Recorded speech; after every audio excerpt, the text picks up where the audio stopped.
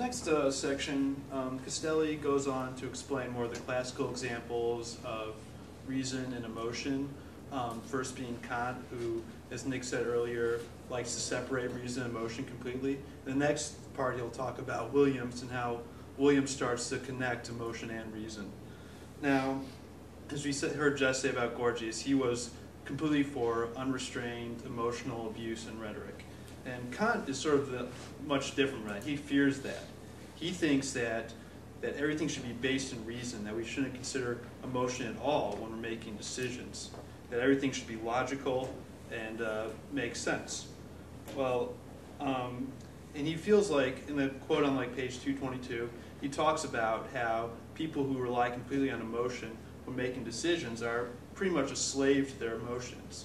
They're not really making correct decisions because it doesn't have like a reasonable base to it. These emotions are not reasonable and not logical. So he thinks that if you make actions based on emotional responses, that you're in the wrong. You need to work on making reasoned and informed decisions. Now next, Castelli gets into Williams. Now Williams was, he's a modern day British philosopher who finds a lot of problems with Kant's understanding on how moral principles are founded. Williams feels that Kant's explanation of this isn't really thorough here.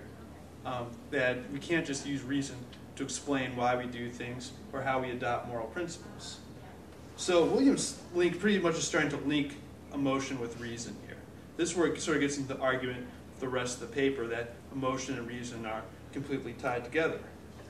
Now, one of Williams's criticisms of Kant is that our moral principles aren't logically adopted. They come from our own self, our own lives, our own experiences, and they're not necessarily just some reason thing we come up with. And so these principles are not just easily adopted either. Now, Kant really feared that emotions will sway our reasoning and make us do unreasonable things. And Williams more says that that our emotions are deeply rooted within us. They're not easily swayed. When we have a moral principle, we usually stick to it for reasons. I mean, an example might be people's stances on abortion.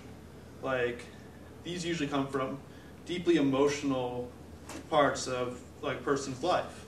I mean, there's reasonable explanations on both sides of the argument, but ultimately fall with our emotions and how our lives have been shaped to come to a conclusion on this. So Williams is basically saying that we cannot separate reason and emotion. And so in the next part, I think John is going to talk.